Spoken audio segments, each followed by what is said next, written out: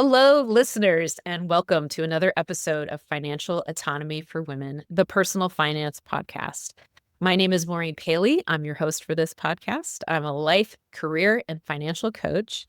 And today we have another exciting and valuable episode to share with you.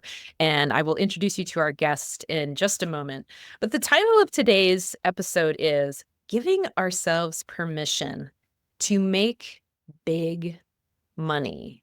We're going to break down that title and what it means in a few moments. But first, I want to tell you about our guest today, Taylor Gilbert. Taylor is a licensed clinical social worker and personal finance blogger at Social Work to Wealth. On her blog, she shares social work resources and lessons learned on her family's journey to paying off $277,000 of debt and retiring early. Her goal is to empower social workers by providing personal finance education, salary advocacy, and professional resources. When she's not working or blogging, you can find her traveling, playing volleyball, or buying too many plants. Taylor Gilbert, welcome to the podcast. Thank you so much. So excited to be here. I see you have a plant in the background. Do you love plants as well? I do love plants. You know what I did? It's so funny because I have a few financial goals that I'm working on at the top of the year. And I went to Costco this weekend and I saw Costco had their houseplants out. And they're such a good deal. I decided to treat myself a little bit. I'm doing really well on my specific financial goals. And I was like, you know what? I think I'm going to treat myself. For those of you that are working on goals, it's good to treat yourself too. Okay, Taylor. So I want to start us off with just like taking another look at the title of the episode, giving ourselves permission to make big money.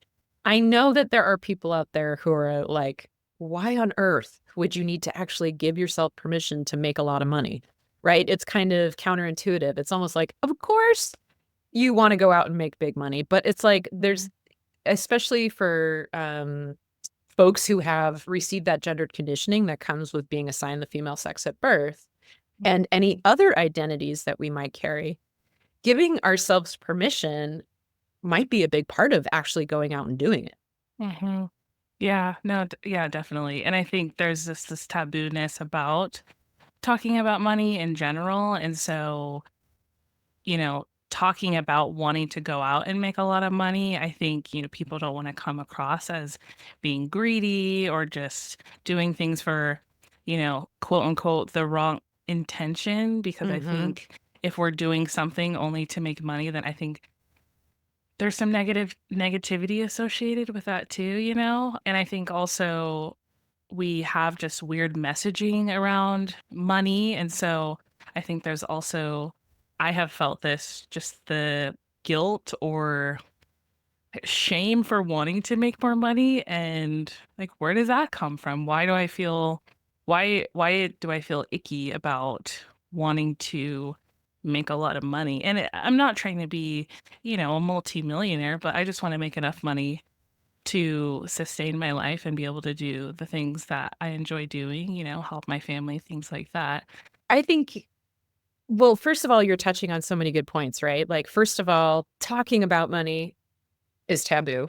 But like, you and I are both social work professionals and I'd say financial professionals, right? So it's like we can talk about money. And I think in the social work world, part of what we do at social workers is like normalize for people, Right. like what they're experiencing, what they're going through. And part of what I want to do, especially with this episode, is like help normalize for the folks listening.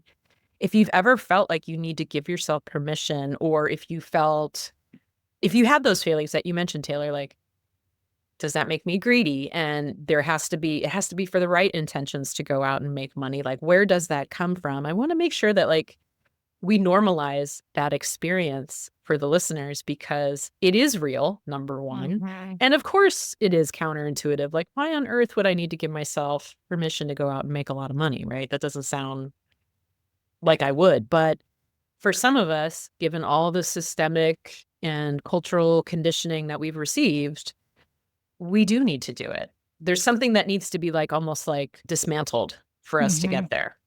Yeah, definitely. And I think about even in media and just kind of the portrayal of greed and, I think we don't have like, where's our positive messaging around making a lot of money? Mhm. I don't there isn't really much that I can it's not out there. I don't know. Right, right. I can't even think of anything where I'm like, "Oh yeah, I remember that movie or that book," or just, giving me permission. We're doing it in this episode, but Mhm. just kind of showing the positivity of how money can be a tool in your life. And sometimes we need a lot of it because we have multiple people that we need to, care for, or inflation, or you live in a high cost of living area, student loans, like there's all these things. Life Mhm. is very expensive now. So yeah, I'm just still racking my brain on something like positive Right. messaging out there. I feel like Oh, it's always negative in the media about just yeah. yeah. The pursuit of it, and that person has kind of, like, lost touch with some type of moral fiber, or you know what I Mhm. mean? So we have these negative messages, and then we also have messages, I think, that, for anybody who's listened to this show, I talk a lot about conditioning from families of origin and from our society, from Mm, just, like, our social landscape. Then we have the messages that as the gendered messages of, "Hey, it's not okay to ask for more. You should mhm, be happy with what you get." mhm. So, like, not only is it taboo to go out there and just kind of, like, fly your, "Hey, I wanna make money" flag, but it's also that's not something you should actually voice or communicate, because you should just be happy with what you get. Right. Yeah, and but we're talking about kind of the male landscape, it's totally fine for them to be talking about making a lot of money, investing, saving for retirement, all of those kind of money conversations. But yeah, that's not a common conversation that we're having in our community. And so I think that just kind of continues the cycle of not feeling comfortable with talking about money, feeling comfortable going out and getting it because we're not having conversations about it either, and it's hard to find people in your life, I think, that you can feel comfortable with talking about this. I think it's such a vulnerable topic in Mhm, general, you mhm. know, in the kind of women gendered, identity, but for some reason the male kind of sphere, it's just a more common conversation. More common, more celebrated, more Yeah, automatic, more like, "Well, of totally. course, they Yeah. go out and build and grow wealth and so on and so forth," right? Titans of business and titans of industry, right? So I think, one thing I wanna kinda go back to is your when you were like, "I can't think of a positive message about this, especially for women." Mm, And I think that for us, for you and I as social work professionals and financial professionals, like this episode, mhm. that's actually something I want to Yeah. chip away at. Like, Yeah. this is the opportunity to create a positive and beneficial sense of what making big money can offer us as women. So, I mean, this goes back to the whole reason why I started the show, financial autonomy. When we have financial autonomy, we have autonomy in all spheres of our life. Mhm. So it's like, we want that agency. I wanna be the captain of my ship. And so for us who identify this way, putting in this work and giving ourselves this permission, as you mentioned, inflation's here, you got student loans, life can be very expensive. So not only is life expensive, but then I wanna, like, grow wealth for myself. Mhm.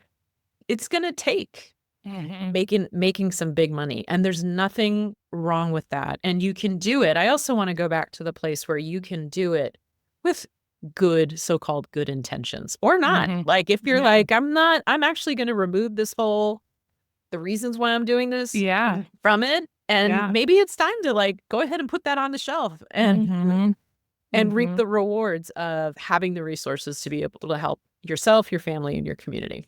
Yeah, I think that's big. It's like the resource to be able to live a healthy life. I think that's when I think about making a lot of money, that's ultimately that's my goal for my life, using this Mhm. money as a tool, you know? Exactly. And Yeah. I think I wonder if, you know, I mean, so what I was gonna say was, if people can think about, like, what is it that you would do with this big money? You know, how would Right. your life be different? Yeah. And just kind of like sitting with that. What would you do with the money? Mhm. But also, like you were saying, maybe you don't have to have a reason. Maybe it doesn't need to be this like philosophical, I'm gonna use Yeah. it to, you know, just Don't overthink it. you've right. It's like Right. maybe we overthink some things a bit too much.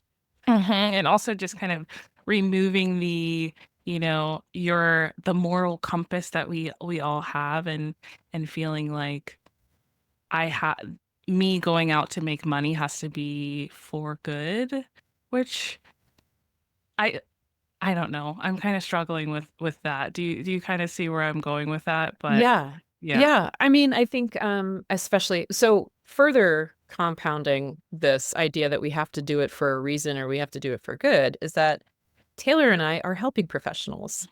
So, for anybody listening who is in any type of helping profession and, nursing, medicine, social Teaching, work, what's mhm, that? teaching, Teaching. Oh my goodness, teachers. So we take on this role, I think, in our social systems of being the helping person.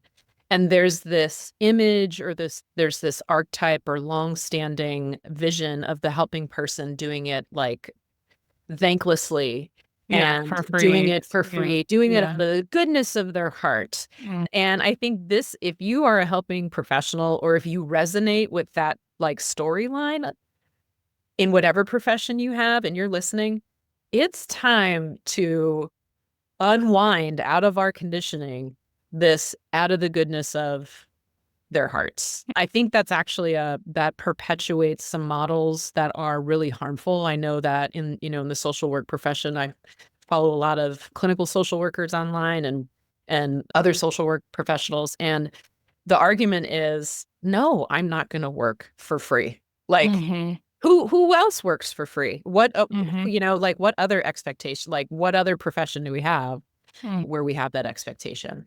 Yeah, and that also makes me think about, as women who, whether you're in the helping profession or not, Hmm. fighting against that, the expectation that we're the nurturers, we stay Yes. home, and we don't kind of go out and pursue our career goals and make money because that's just, quote unquote, not what we do, you Right. know? And Yeah. so I think in both instances, whether you're a woman or you're in the or both, Hmm.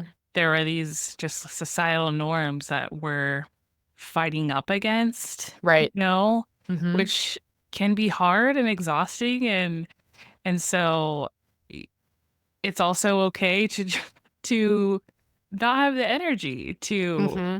to go for it because of the, potential societal just responses, or, I think, for example, if you were to talk to your boss or in a new job trying to negotiate, and just Hmm. having that interaction with someone and the fear of them thinking that you're greedy, or, Right. you're afraid you really need the job, but you don't want to seem too ambitious or too greedy, Hmm. because you really need this money. Hmm. So it can get really complicated because, yeah, maybe internally you feel good about asking for it and advocating for yourself, but we can't control other people's kind of reactions to you doing that. And Right. so I think there's also this safety mechanism of just going with it because there's too much on the line.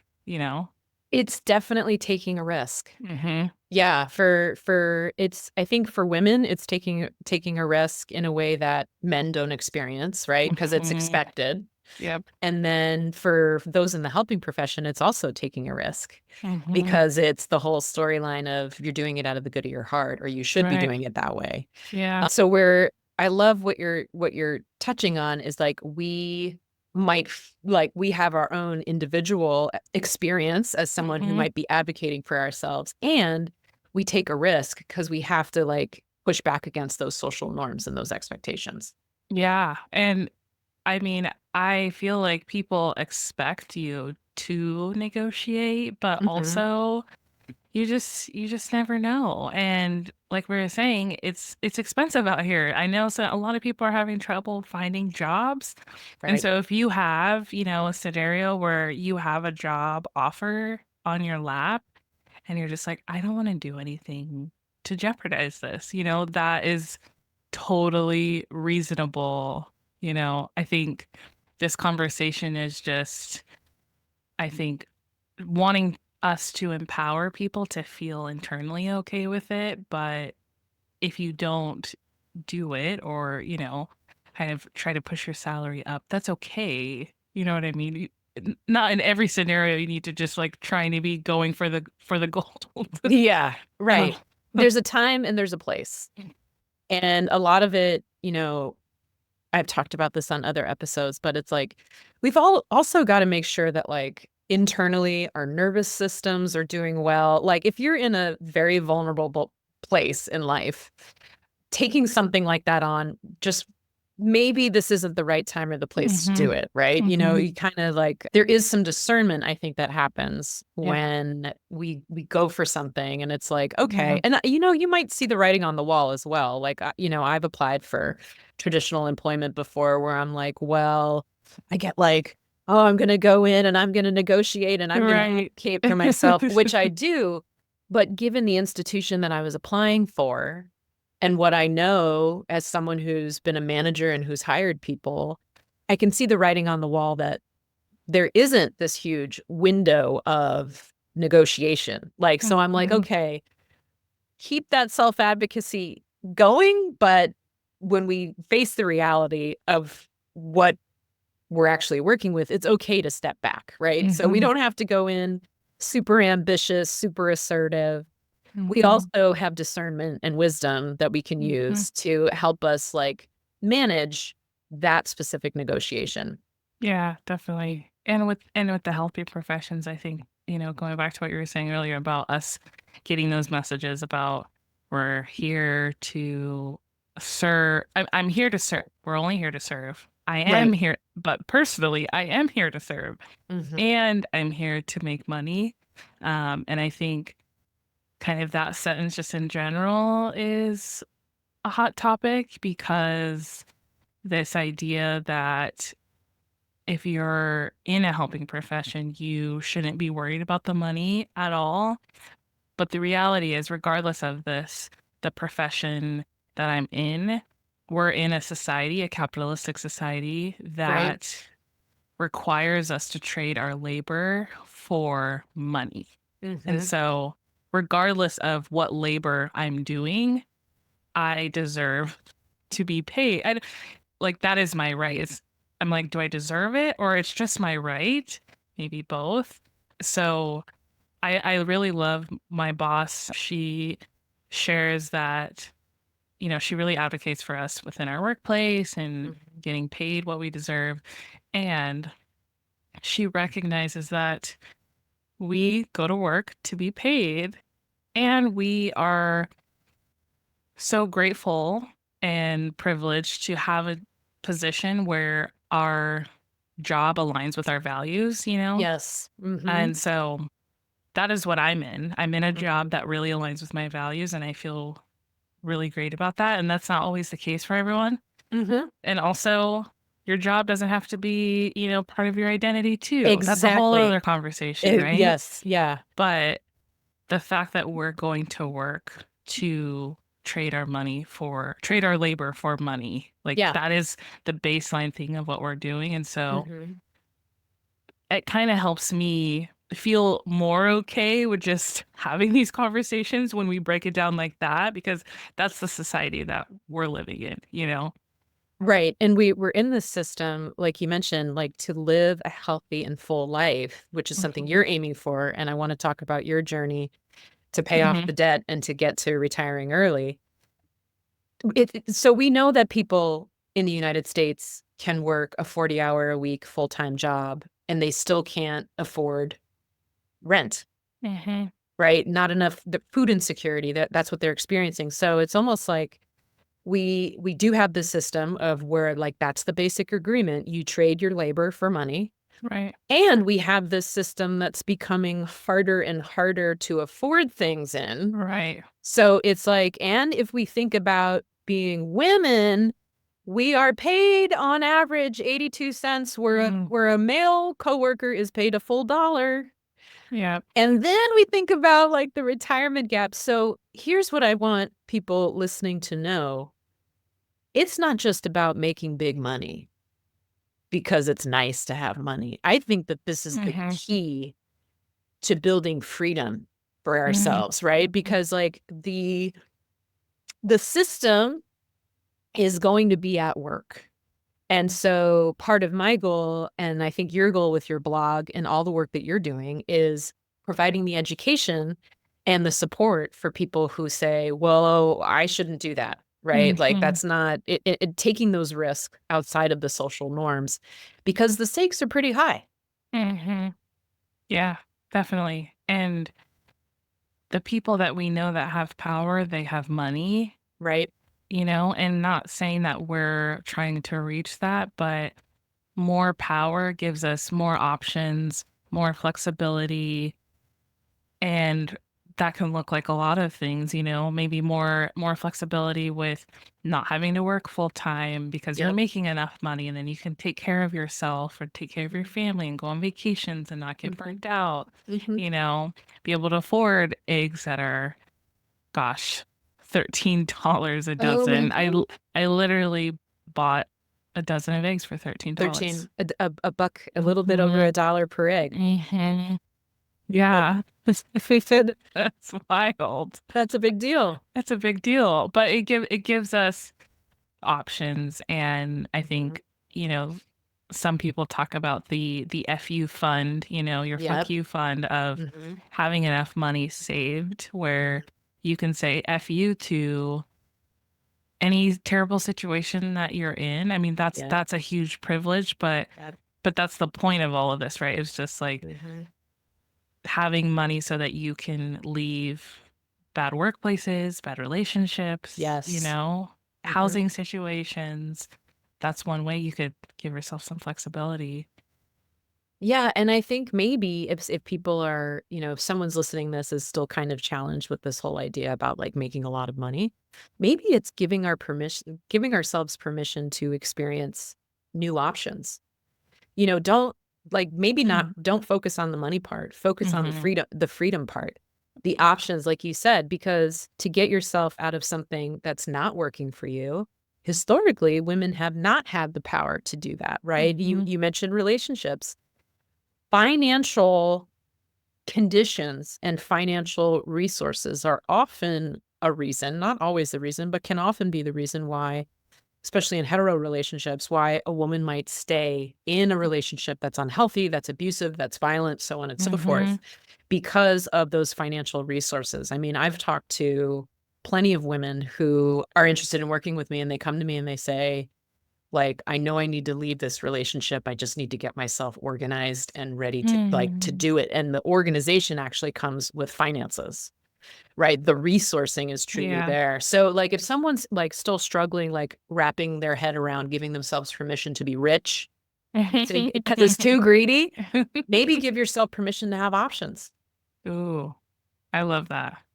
Mhm. Maybe it has nothing to do with being rich or greedy. It has more to do with having options, having safety, having security, Yeah. being able to Security. and autonomy part, because like you mentioned, Taylor, when we're in like a bad work situation, but if we have something stashed away, if we have finances stashed away and we're like, you know what, I really don't want to do this anymore. I actually can't do this anymore. Yeah. Because sometimes you get to that place with your employment where you're like, I cannot do this like for one more day. Yeah. If you have those resources, you can walk away from that situation and get some breathing room and figure out what your next step is. Mhm. Yeah. My husband and I talk about freedom and flexibility, Mhm. and that kind of those two being how we we use that as a lens to make decisions, you Yeah. know? Yeah. Like what is going to give me the most freedom and flexibility? Mm. And I think having some big money can definitely do that. It's certainly gonna help things, right? We go back to the whole, "Oh, money doesn't buy happiness." To Well, a certain point, yes. yeah, I to a mean, certain point, yes. I went on an internet. I went to Croatia last year, and Uh-huh. I definitely would say my happiness was bought during that trip. You were able to pay for that trip, and that got you a lot of happiness, Oh my didn't it? gosh, I was Yeah. so happy. I love it. Yeah, like, again, it gets us it's not the greedy aspect. It's not going for it 'cause it's just big money. It's the options, it's the happiness, it's the experiences, it's the freedom. I think that to me, when I hear about that, like, I think that that's true thriving. Mhm. 'Cause I Absolutely. get to call the shots Yes. rather than the surviving aspect. Mm. Yeah. So, Taylor, you talked about having a "fuck you" fund, which Mhm. I recommend every woman do. You can call it an emergency fund, you can call it a "fuck you" fund or whatever, and you talk a lot about freedom and flexibility, and I know that in your blogging work and in your podcast, which I'd love to hear about as well, you are kind of capturing your journey to Mhm. build that freedom and flexibility for yourself, which I personally think is so useful, especially since we've already determined it's too taboo to talk about money. You're putting it out there. You're letting people get like the inside view of Get what's the gonna inside your scoop. journey. Yeah. Yeah, tell us Yeah. about that. Yeah, definitely. It started in 2022 well, actually, let me go back a little bit more. December Mhm, 2021, mhm, my friend, she told me about high yield savings accounts. mhm, I had never heard of them before. mhm, I was like, wow, what is a savings account that I can get, 20 times more interest than my regular savings account? This is mhm, amazing. And mhm, so I kind of just went down a rabbit hole after that and, looking at just videos and books. And I took an investing course and I was just really obsessed, I think is and yeah, still am, mhm, honestly. mhm, I think us in the personal finance field could say that we are obsessed with money, but in totally. like, but in a, want everyone to make big money and thrive and in that kind of way, Exactly. educate. Yeah. So it was just really exciting and I just couldn't believe that I was just learning that, I'm like, why aren't people talking about high yield savings accounts? Why haven't I learned?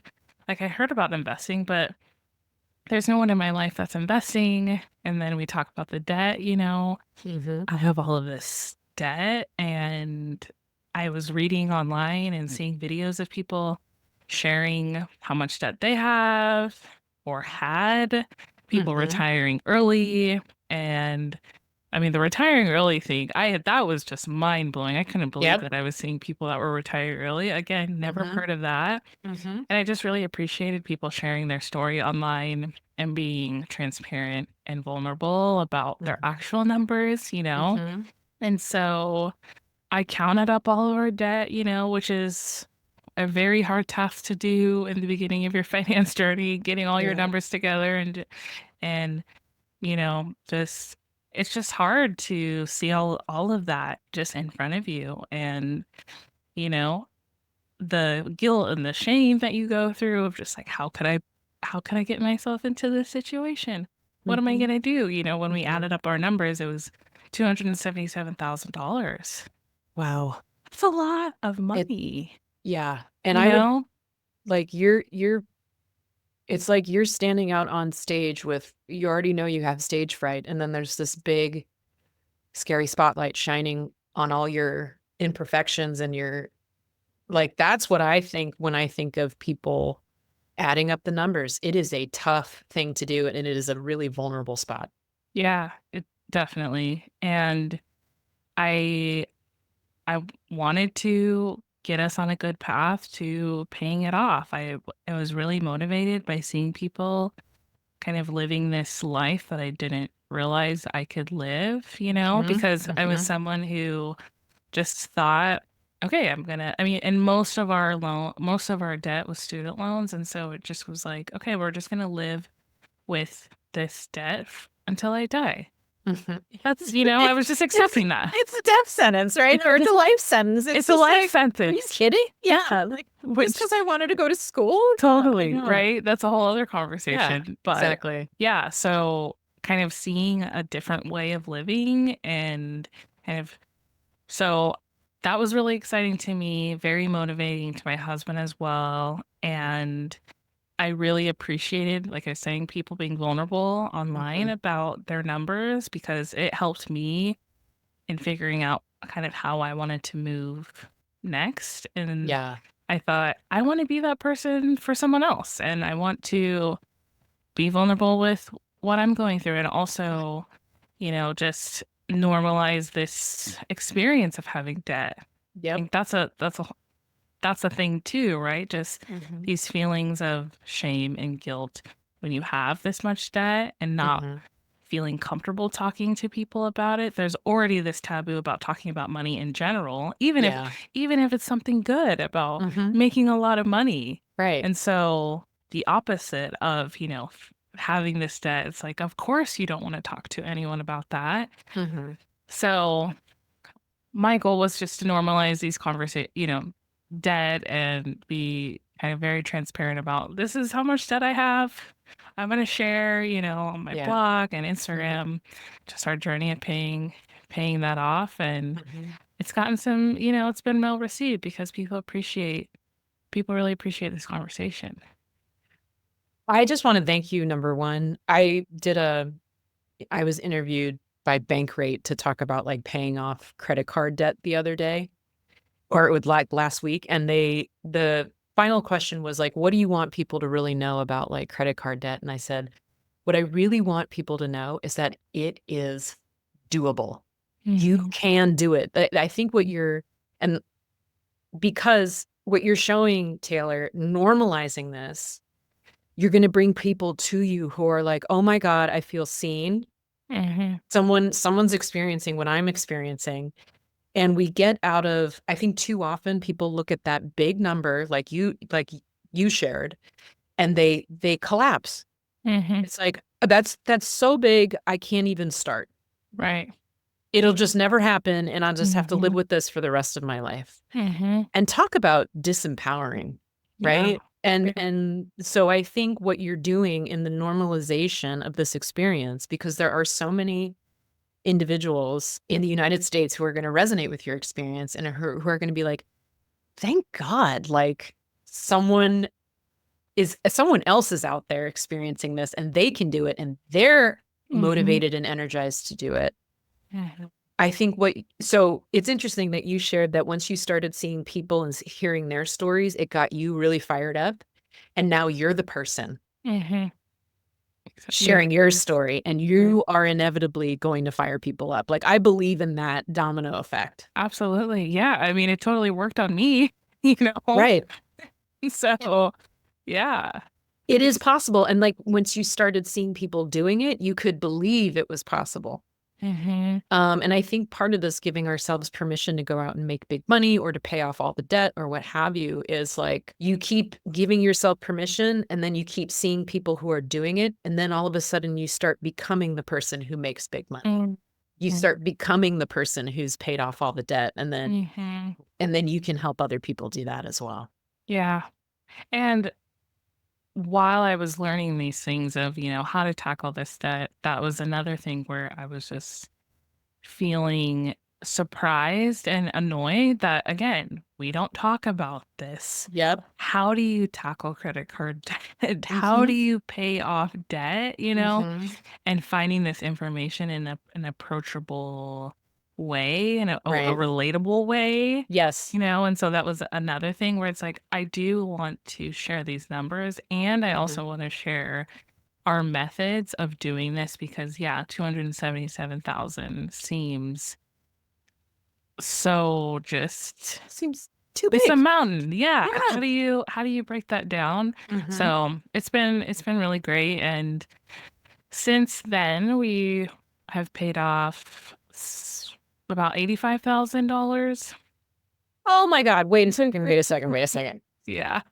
I just want everybody to, like, let that number sink in. $85,000. Yeah. Oh, Um, hell yes, yeah, $85,000. yeah, yeah. And when I have a spreadsheet where I track, our loans and how much they're at now, I definitely recommend that. That's one thing that I tell people. Yeah. Have a little, maybe even Word document or an Excel sheet. It doesn't need to Mhm. be complicated, just a Yeah. simple where Right. you write every debt that you had, what you Hmm. started with, and what your Hmm. current balance is, Hmm. and just the difference. Yeah. Because seeing that bigger picture of your progress is Yeah. so motivating. It really Yes. is. And like I get so excited when I get to go in and update that and see the number, Yeah. change. So that's Hmm. been really great. So yeah. Yeah. It's like, that's the thing that's so true about goal setting and then working on a goal is that's why SMART goals need to be measurable Mm-hmm. because you've got to see the results.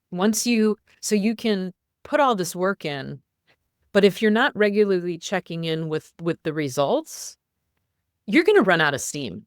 Mm-hmm. And so it sounds like what you've done is you've built a tool for yourself that, keeps track of things, I think, on the surface. But what it sounds like it's really doing underneath is like it's keeping that fire going for Mm-hmm. you and it keeping you because that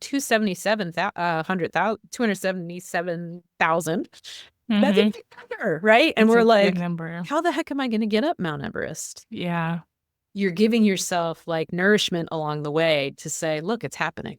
Mm-hmm. Yeah. Yeah. And also just grace in that, we did have to take out some more student loans during this period because Hmm. of my husband's in school and we Hmm. needed some more money and we just didn't have it. And Right. that's kind of the path that we needed. That's what we needed to do. Hmm. Um, and so we've had a little, we've had some setbacks. We also go out to eat. I said I went on a vacation last year. Yeah. I You think didn't stop living your life. right. Right. This, you know, it's okay to still, like you said, live your life and pay off debt at the same time. Yeah. I'm not someone that thinks that you just deserve to not deserve, but just you have to be miserable through your debt payoff process because that's not sustainable. Like I'm trying to make this journey sustainable as well. Yeah. And maybe it takes a little bit longer, but I know that when my friends want to go out to eat, I can say yes to that. I can say yes to Yeah. things that bring joy to my life. And Yeah. so I think that's really important. And that's also going to be, like you mentioned, that's the key to sustainability. Hmm. If we completely deprive ourselves, we know we won't get there, right? So we have this big goal. We're going to need to track our progress and we're going to need to still be happy and joyful and like nourished in our life. We can't Hmm. just put that by the wayside. One thing I want to point out for folks listening is, Taylor, you took like that step of adding up all the numbers. Personally, especially when it comes to debt, I think that is the hardest step to take. Why? Not because the math is hard. It's not the math, it's the shame. It's the overwhelm. It's the anxiety. It's like I can feel actually in my body just talking about lots of debt, like my stomach and my Right. chest tighten. I Like know there it's is a like, right? mhm, So you just like this visceral reaction. yeah, like you really Yeah. went it, you got to like go in there resourced too, Right. right? Right. And I think that pain, which I don't know if it's terribly avoidable, like if it's totally avoidable, excuse me. Short-term pain will get you to the long-term gain, right?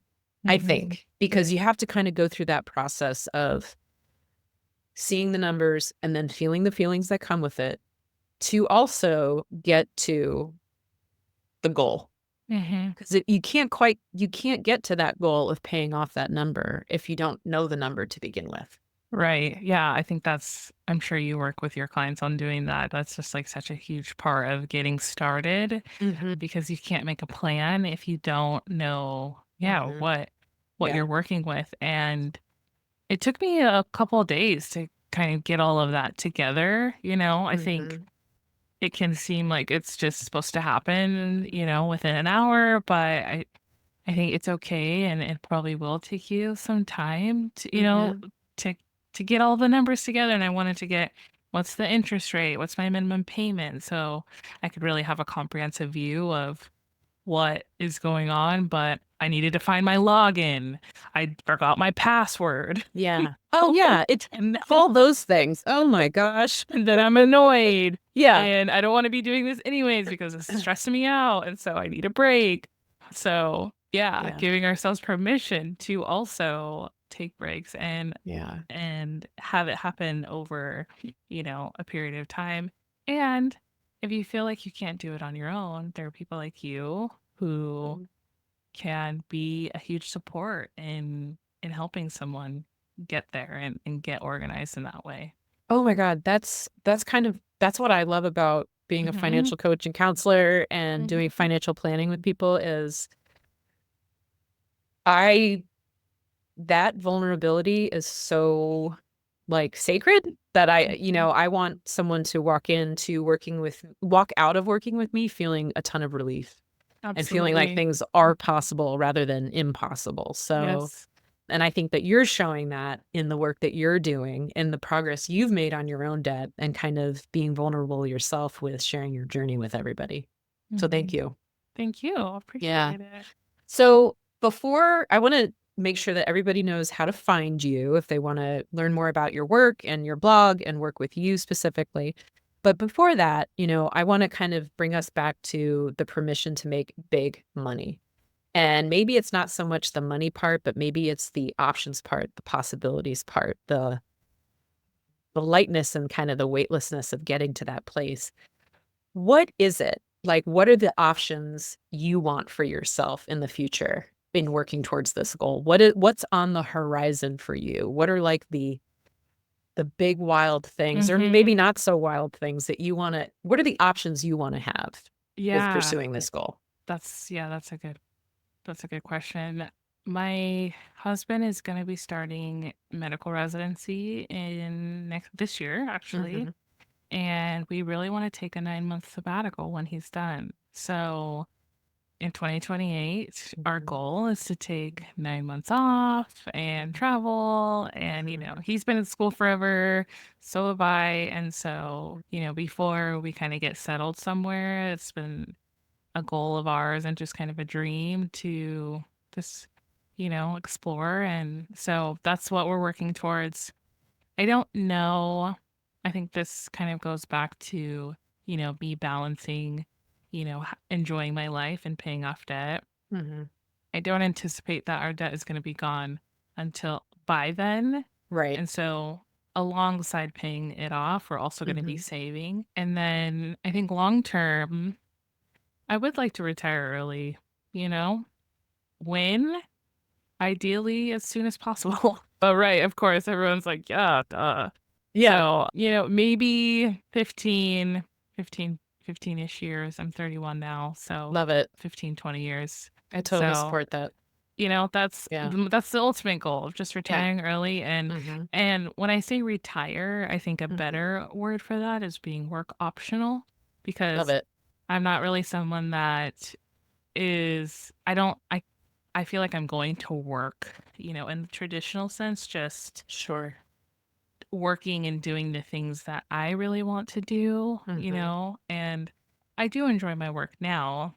Mhm. However, it is really stressful, as a social worker, and I really love personal finance, and I kind of want to explore, working with people in that capacity. But I would love to have it be something where I'm not reliant on this income, so there's just like kind of no stress that comes along with it in terms of Mm. making money. Of course, Mhm. there's stress with any type of work, Sure. but I think that work optional is my that's the ultimate goal. Yeah, I would Yeah. say the same for myself, and Yeah. yeah. And I don't know if we're gonna have children, maybe. Mhm. I also want to invest and save so that I can give them something that I didn't have, which is just not being in debt, because they want to go to school and Right. passing on this generational wealth. Mm, as a woman of color and my mhm, husband, a person of color, like mhm, there's, lots of systemic barriers to, mm, us building wealth. And mhm. so we want to be able to set our kids up for success in that way. Yeah. Yeah. And the earlier, the better. The earlier Hmm. the start, the better. Time is Yeah. on your side. And I wanna just recognize, Taylor, like, you know, you have really thought deeply about this. Like, you have